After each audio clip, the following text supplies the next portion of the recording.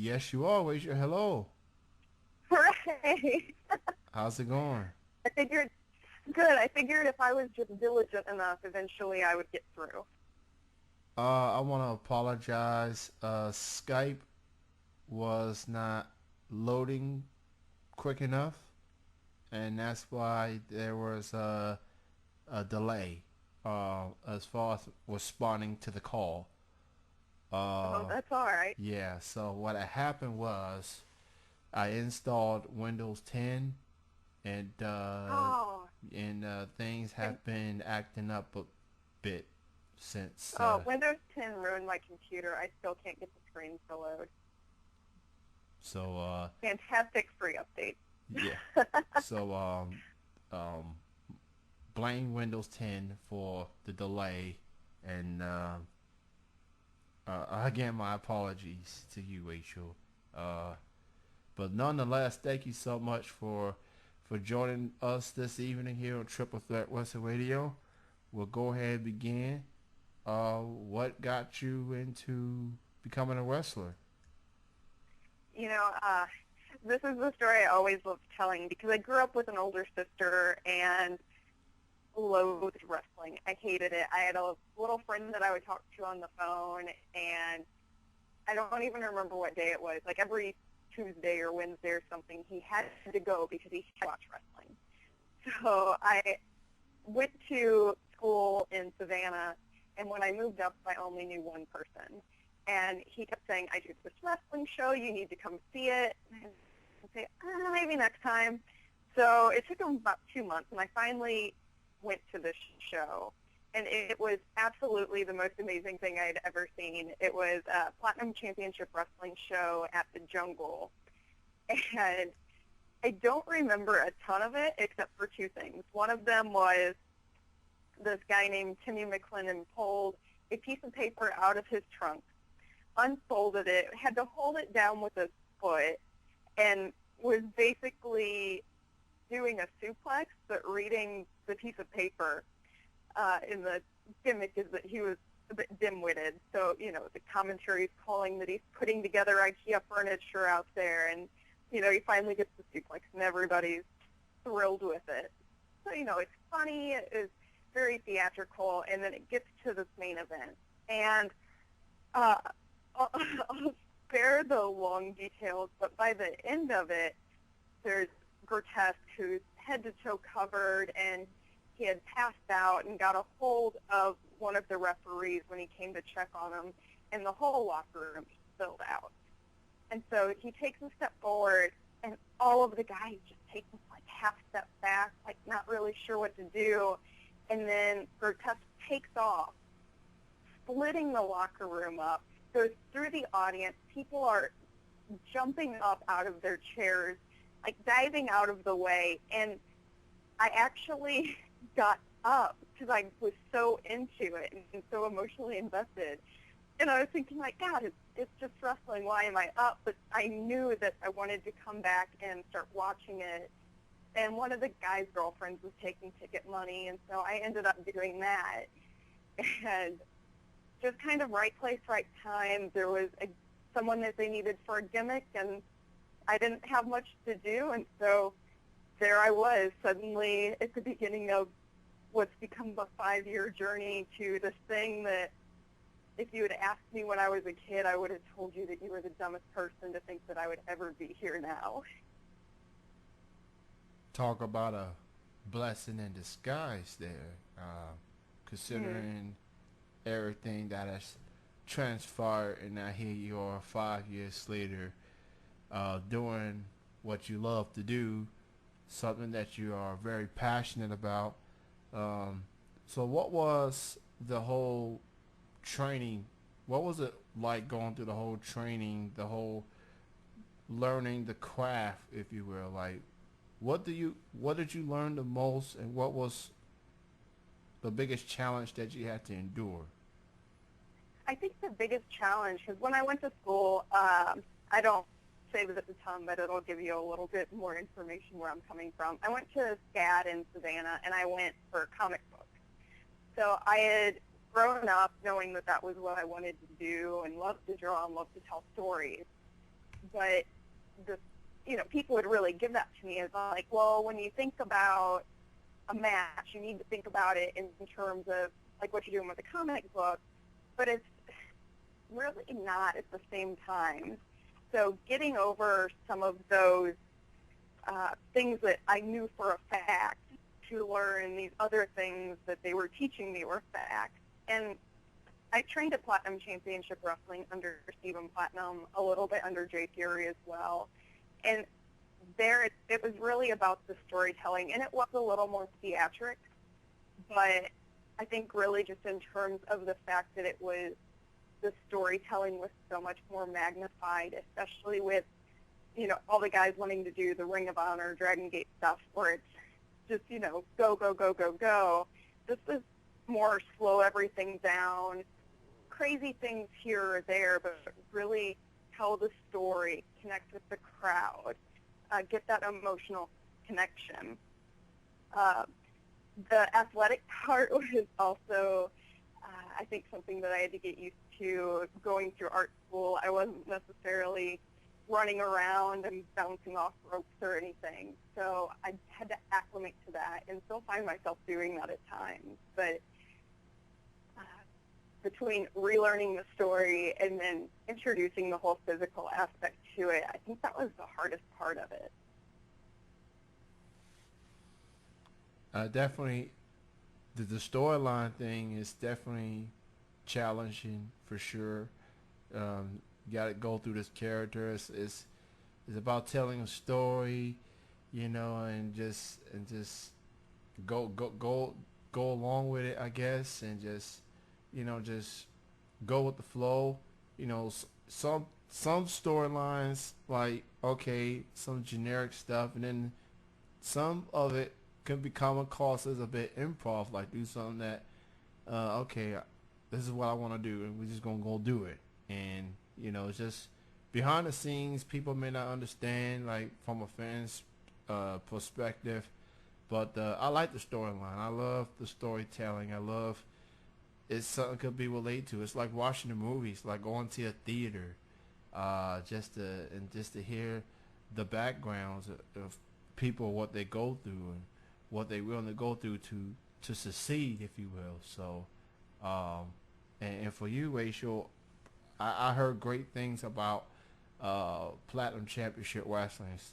It's definitely one of the top wrestling organizations, indies, out there in the South, for sure.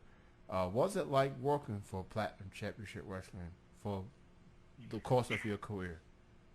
I think I definitely learned the most there. Not think, I know. I definitely learned the most there.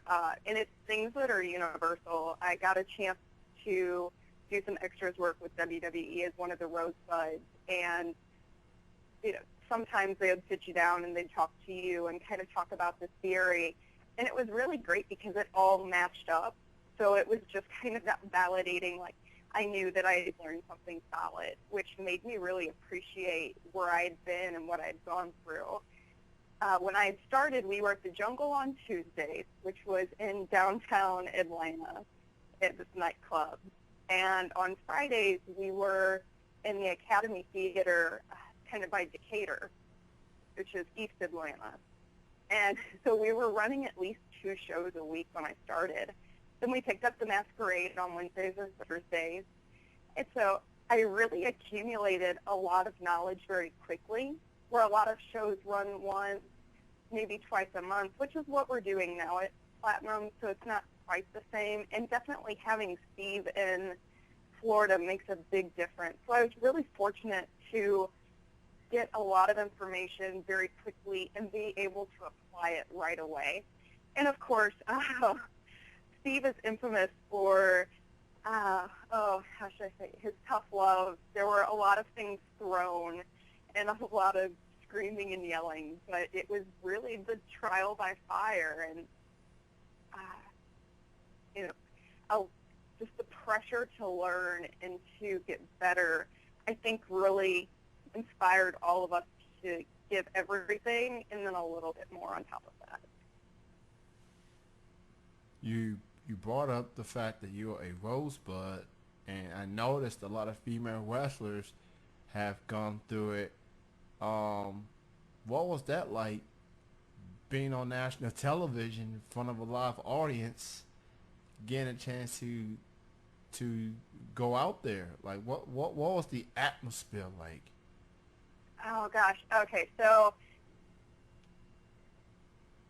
very electric and like you're out of breath because you're just constantly moving and dancing and screaming and yelling and cheering. Uh, so that part was very rewarding. But aside from that, it was terrifying. When I had first gone, I I don't think I said more than a couple of words. I was scared to mess up.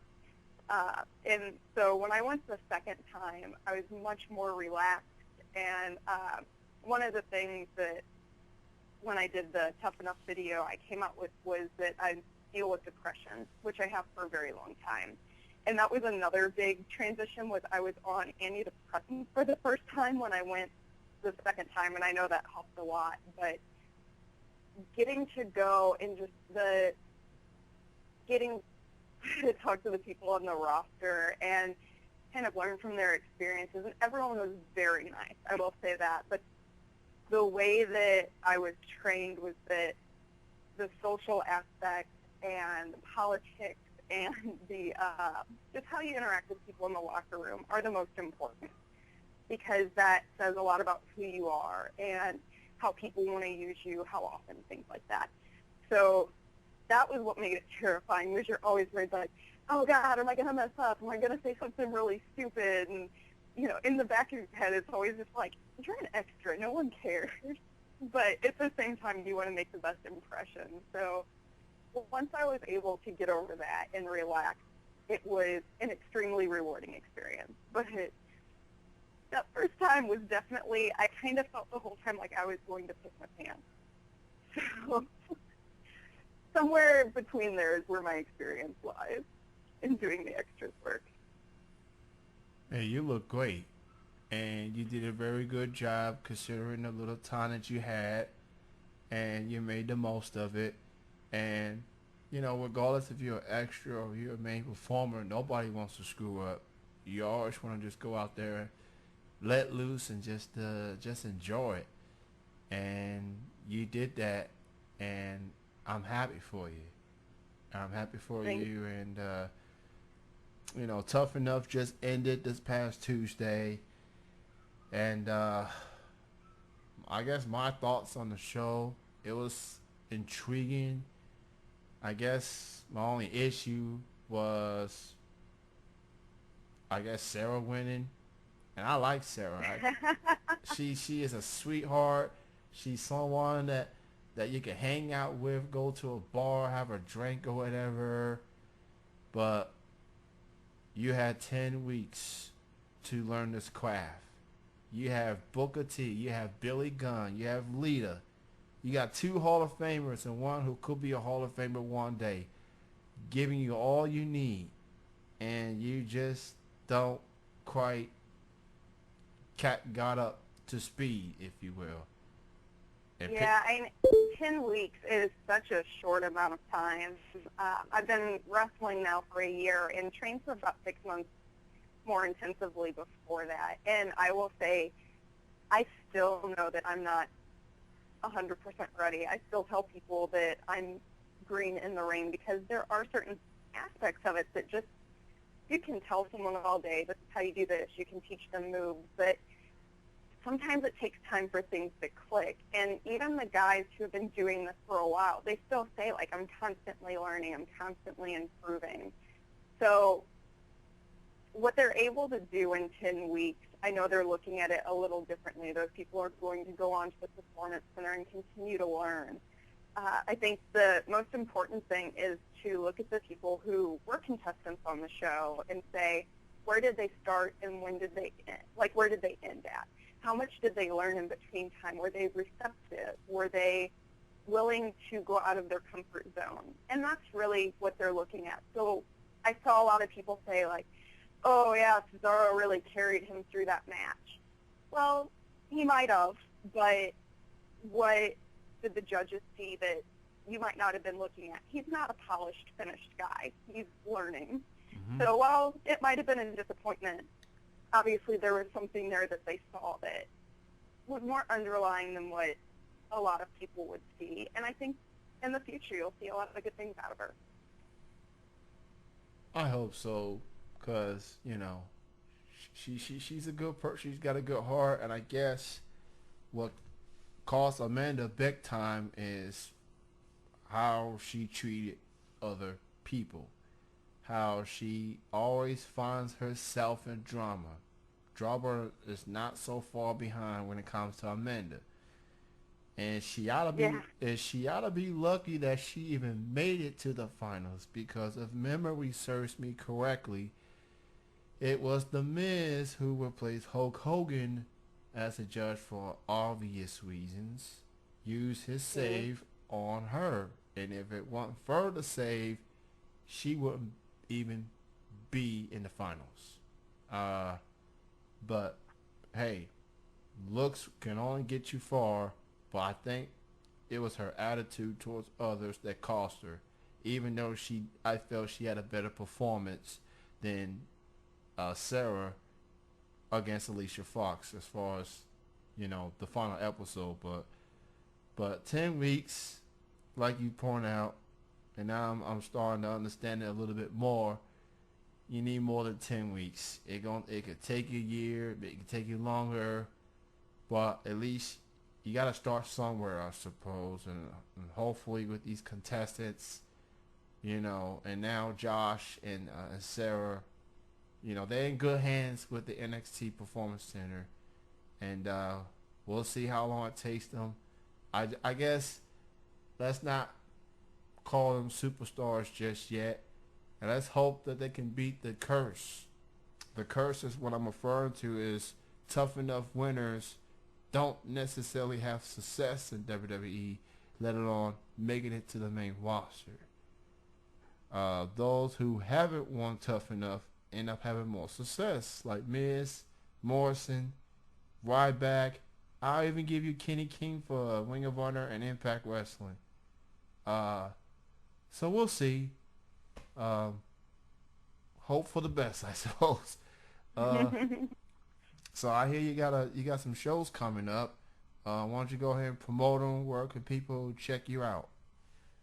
Absolutely. I've got two this weekend, which is really crazy for me. I usually just do Saturdays, but tomorrow I'm going to be in Blue Ridge, Georgia at the Southern Championship Wrestling, and I will be going up against Tiffany Rock, and then I will be hauling my ass all the way up to North Carolina, where I'll be going to AML Wrestling for the first time and facing Amanda Rodriguez in High Point, South Carolina, which is a little different from where they do their normal show, but I know they are back at their normal location Sunday. All So right. that's my big plans for the week, and of course I'll be back on every Tuesday on Tipping Point. So if you're not tired of hearing me ramble on, people can always listen to me on Blog Talk Radio on Tuesdays at 7. I'll definitely have to check that out for sure. And I'm definitely looking forward to that. Tiffany Rocks, I'm definitely familiar with that name. She's definitely talented. She's a former NWA Women's Champion. She's definitely very an elite as far as I'm concerned. So you and her, oh, that's gonna be a good one for sure. And you and Amanda, Amanda, I'm hearing good things about her as well. I think she was trained by Amber O'Neil. Well, I guess Amber O'Neil Gallows now. Mm-hmm. So, I mean, that's quite a weekend for you. It is.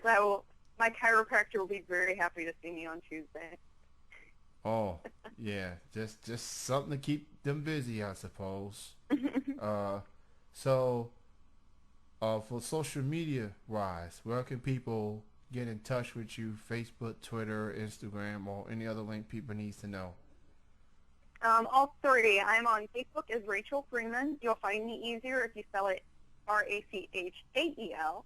I have a lot of people spell it the other way and find a whole slew of other people.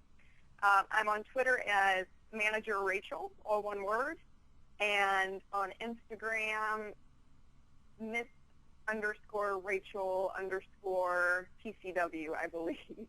but they're all linked in together. If you find one, you'll find them all. I'm glad you point out your name is spelled a bit different from regular Rachel. It's Rachael.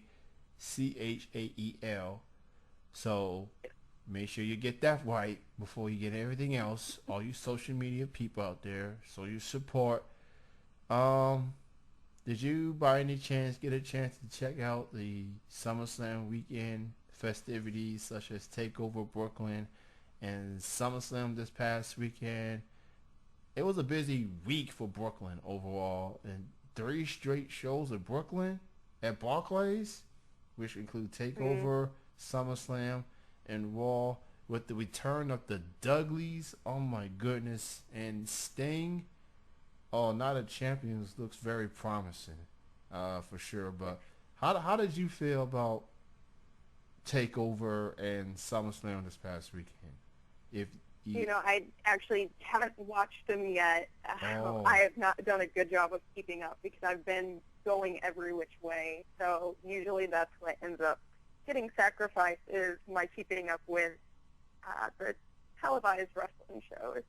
I did see a picture with Sting on it. That was exciting because I know that that was something really important for people who had grown up with wrestling because he was WCW all the way. So now they really get to see him again. And I think used in a better way than he was at TNA. I saw that Seth Rollins also had the U.S. title now.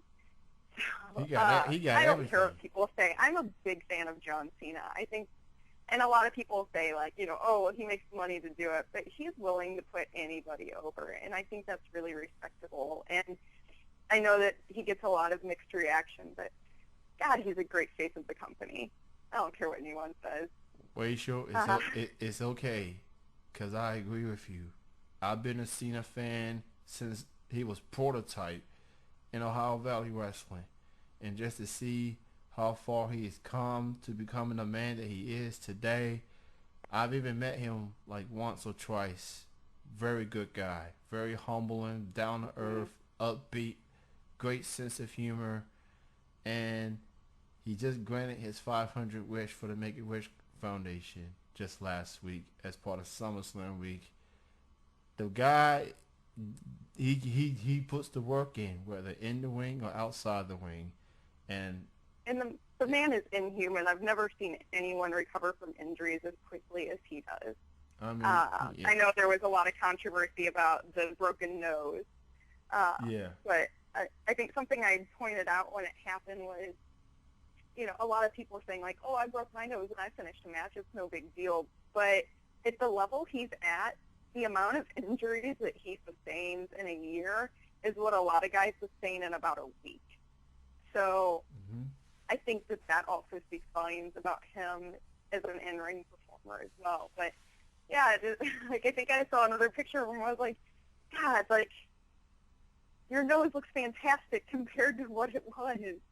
Like, oh, you tear something, you're just like the next day, like, oh, I'm good. So I don't know. I hope that if I ever get an injury, that I am as lucky as John Cena is. I mean, he definitely proved to be as tough as nails, and his recovery status is unbelievable.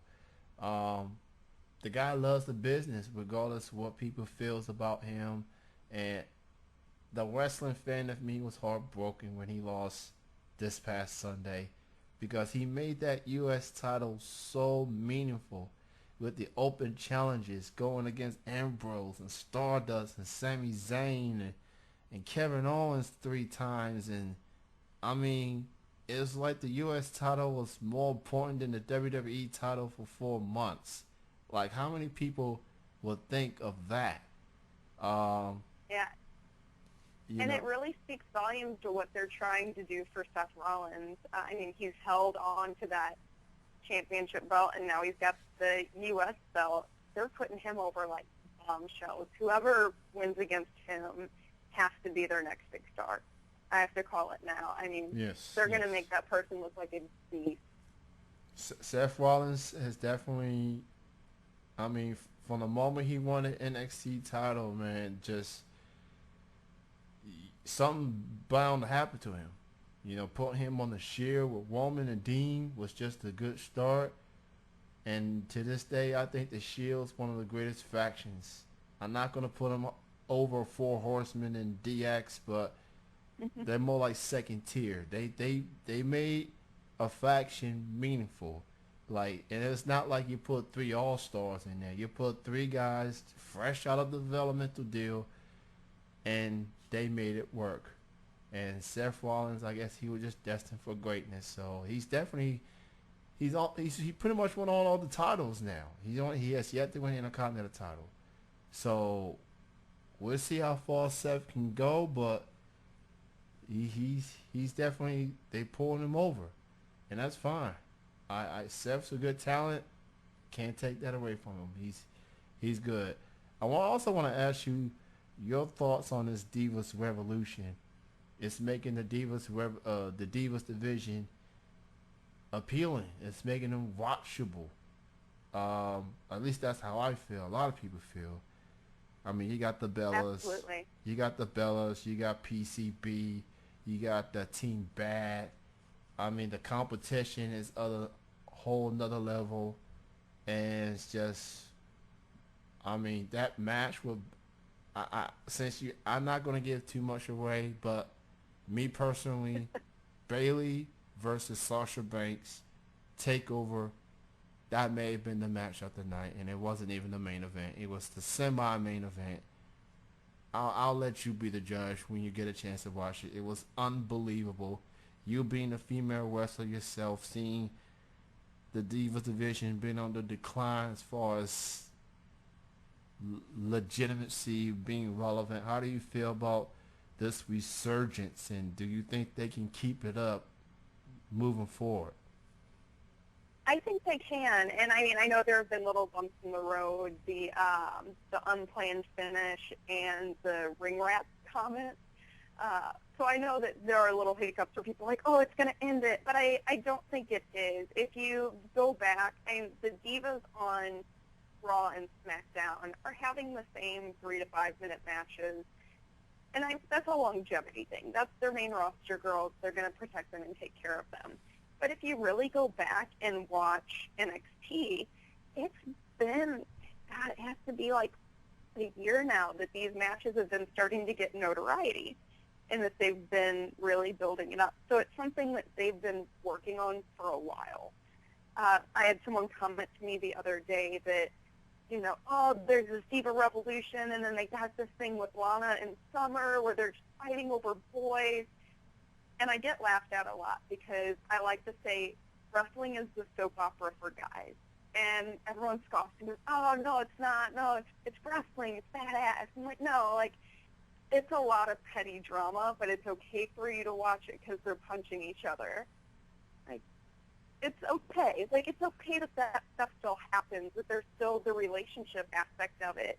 I think that there's a lot of relatability that people find with that kind of thing. And honestly, what guy doesn't love a good cat fight? So that's only going to help ratings. But as far as it goes, they're branching out, and that's the important thing, that they're giving these matches a chance to happen, and they're bringing in more women. You know, I don't think I've really ever even heard of people talking about this many women in a long time, and it just keeps adding to it. I keep hearing new and fresh names. And the only thing that sucks about it is that I'm going to have to work so much harder to keep up with these women. But no, I think it's very sustainable. I think it's great. They're getting away from the every woman has to be a crazy broad, which is something I love WWE when I watch it. I love it. Every woman is crazy, and I'm so glad they're starting to get away from that. And, you know, again, it's a really great sign. It's more spots for women to come up in wrestling and actually have a shot to go somewhere. And if you look at them, it's not just the busty broads. I know that there was a lot of speculation with Tough Enough of, if you look into these women a little bit, you can definitely tell, like, what they're trying to do with them as far as, like, the Maxim stuff. And They've used Eva Marie a lot for red carpet events and things non-wrestling. So they're definitely taking those avenues, but it can still only help kind of broaden the way that they want to use the female wrestlers. And there's nothing wrong with that, no matter what anybody says. I concur. I concur for sure. As far as Eva Marie is concerned, like I started off as a critic of hers. Like, what's she even doing here? Like, does she really care about this? I watched Total Divas. That's maybe it's a guilty pleasure, maybe just a reality TV thing, but yeah, I watched her show. I seen how she gets down. She's trouble. Um, but then I remember watching an interview of hers, and she talked about she was signed to a developmental contract way before Total Divas came about, and people didn't know who she was until Total Divas came out. So she was training, but she wasn't really training that much. And then she ended up getting this rep as being the bad girl. And now I see the current season of Total Divas. She's training with Brian Kendrick. She looks to, and I've seen maybe 2 matches since she's now on NXT now. She's okay. I'm not saying great. She's alright. She alright. And again, it does go back to the, Yeah. is she willing to learn? Does Yeah. she have a good attitude? Is she going to give up? They put people through tryouts where it's basically, are you going to get through part of this and say it's too hard and complain? Are you going to say it's too hard and stop? You could kind of see some of it with Ariane's boyfriend in one of the earlier seasons where they're Yeah. kind of putting him through the drill. And it is hard, but I don't think she would have gotten that chance if she weren't willing to keep up. And let's face it, Total Divas is most likely scripted. And not most likely. Yeah. Probably. For the yeah. most part, it is Yeah. scripted. And if you look at any other reality show like that, The Desperate Housewives, what gets them ratings? Bitchy, catty women fighting each other. Yeah. And that's all it is. It's a show to try and broaden their viewer base, to reach out to some of the women. And, I mean, what gets men to bars, ladies' night, it's that kind of same mentality for marketing. If you get women interested in the product, you're going to get more men interested in the product, and then you're going to have more people watching it, more people buying product. It's really genius in the long run. But I mean, I don't think that she's like that in person at all. I don't think a lot of them are like that in person at all. She's one of the few that I haven't seen. The times that I've done extras work, she hasn't been there. But everybody else was super nice, super, receptive to if you wanted to come up and talk to them or ask anything. And I hate to blow anybody's, credentials or, say that they're not as much of a bitch as they are on TV or however. But, I think she's still got her critics. There's still going to be people that say, oh, she's awful. I know a lot of them. I see their texts. But she's going to be just fine. And I think we're just going to keep seeing improvement from her. She's definitely going to have her critics. I seen her match last night with Carmella, and she's always going to get hit with a "you can't wrestle" chance. But maybe that would have bothered her a few years ago, but clearly it's not bothering her now. She's just like, I'm in it. You didn't think I was in it before? I'm in it now. So just in the words of Bruno Mars, don't believe it, just watch. Yeah, and that kind of stuff is just going to make her credibility soar when she makes main roster. I think that if she can make it through it for the long haul, if she sticks with it and they keep finding things for her to do, she's going to be one of the ones that's around for a long time. And it's going to be one of the ones that 5 years from now, 10 years from now, the girls are looking up to her and saying, I want to be Eva Marie when I grow up. Oh, that will be very... Not Trish Stratus, not Lita, not even the Bellas. I want to be like Eva Marie.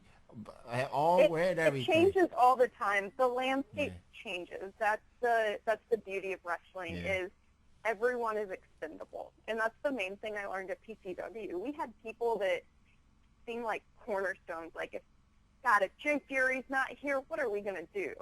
And then Jay Fury wasn't there anymore, and we kept going. You know, someone else would slide into that place, not that gimmick, but the Litas aren't always going to be there. I love Natalia. She's not always going to be there. You know, and if I ever make it, there's going to be people who go like, who the hell is she talking about? And it's sad because it's, you know, all the people that we love, but it changes and it's better for it. I know everyone's excited about, oh, the Dudleys are back, but it's a good and bad thing. It's yeah, that reminiscent of, oh, back when this and this and this happened, but there's also the new audience who has no idea. And maybe it does open a couple other doors for them, but I think eyes on the future is always the best way to go about it. yeah.